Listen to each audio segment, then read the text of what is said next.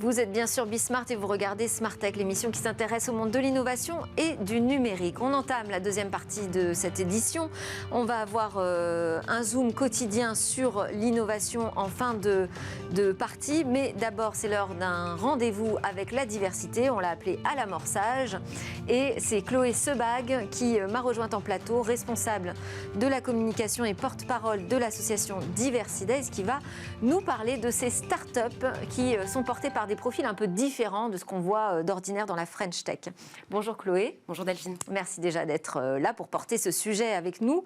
Alors aujourd'hui, vous avez choisi de nous présenter deux startups. On va commencer avec David Niette, qui est le fondateur de Senpai.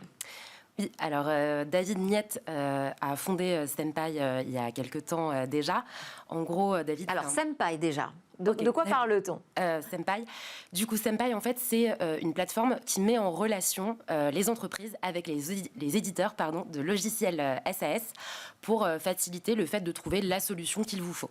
D'accord. Donc c'est sur un marché très professionnel. Exactement. Ok. Et David Niette, lui, vient de ce monde du B2B, ou quel est son profil, son parcours? Alors en fait, David, il est issu d'une famille qui vient de l'immigration. En fait, ils viennent du Cambodge. Ils ont fui le Cambodge suite au génocide des Khmers rouges. Ils sont arrivés en France, ils se sont installés à Besançon. David a grandi là-bas. Et puis, à 6 ans, il débarque à Paris. Il commence à travailler pour des startups.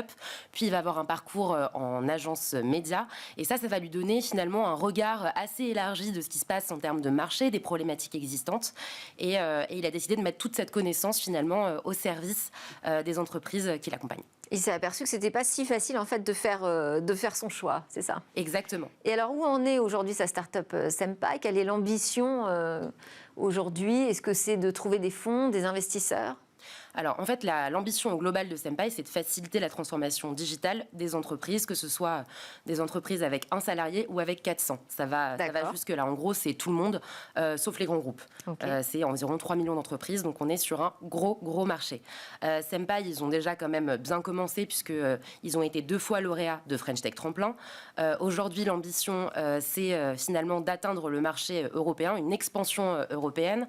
On est sur une première levée de fonds niveau seed, donc c'est quand même un beau stade. Et aujourd'hui, ce dont ils ont besoin, c'est en fait de trouver les entreprises, il me disait hier, les bonnes mains dans lesquelles mettre le produit, parce que Senpai, c'est un produit gratuit. Et l'idée, c'est que là, un maximum de personnes puissent le tester. Donc, il suffit simplement de passer le cap pour les aider. D'accord, donc à tester tout de suite, Senpai, je vous y engage. On continue avec Aïssata Koité, qui est elle la fondatrice de Ivy Recrutement.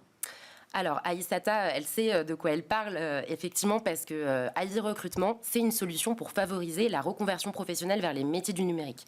Et il se trouve que Aïssata s'est elle-même reconvertie. En fait, elle était comptable auparavant. Elle a entamé une formation chez Simplon.co en tant que codeuse. Elle s'est rendue compte qu'il y avait tout un tas de blocages, de freins quand on est une femme et qu'on veut se reconvertir vers ces métiers-là.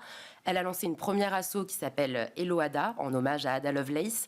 Ça a pas mal fonctionné, elle a été incubée, il y a eu un gros succès. Et aujourd'hui, en fait, Ivy, l'objectif, c'est d'élargir en proposant finalement une aide à la fois aux femmes, mais aussi aux hommes.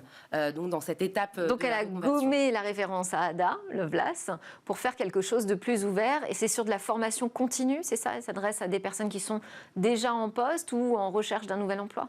Alors c'est plutôt de la formation reconversion pure, c'est-à-dire que c'est finalement les étudiants qui vont aller vers des écoles ou vers des organismes de formation qui vont avoir une aide de leur part. En fait, je dis de leur part d'ailleurs parce que Jawad Alaoui travaille avec elle, mais en gros l'idée c'est que quand on est en reconversion, c'est pas toujours évident de trouver la première expérience qui va vous permettre vraiment de vous installer dans le secteur et de vous donner l'expérience initiale.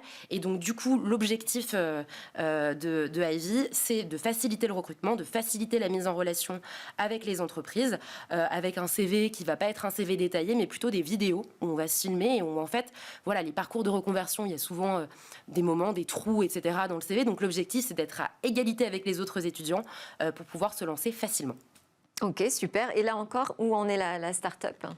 Alors, la startup Ivy, ils ont lancé la solution. Hein, donc, la plateforme est en ligne. Il y a un portail pour les entreprises, il y a un portail pour les étudiants et les étudiantes. Mais aujourd'hui, il y a besoin de développer certaines choses, comme par exemple le portail pour les écoles. Il y a aussi besoin de développer tout ce qui est onboarding pour faciliter le moment où on se prend un peu en vidéo et où on crée. Enfin voilà, c'est jamais évident. Et puis il y a aussi une autre partie pour les aider concrètement.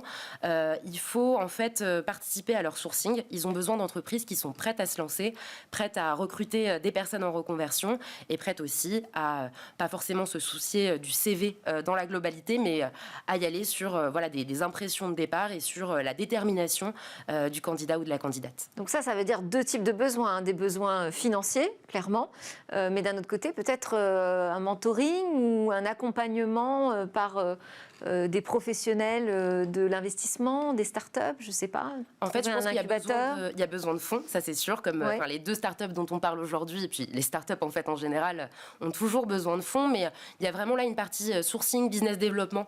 Ils ont besoin d'aller toucher des entreprises aujourd'hui pour avoir un test grandeur nature. Donc je pense que c'est vraiment ça leur préoccupation principale.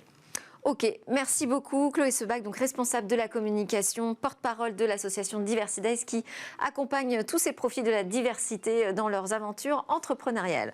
Merci beaucoup. À suivre dans Smart Tech, eh bien c'est la dernière séquence de cette édition, on parle de demain.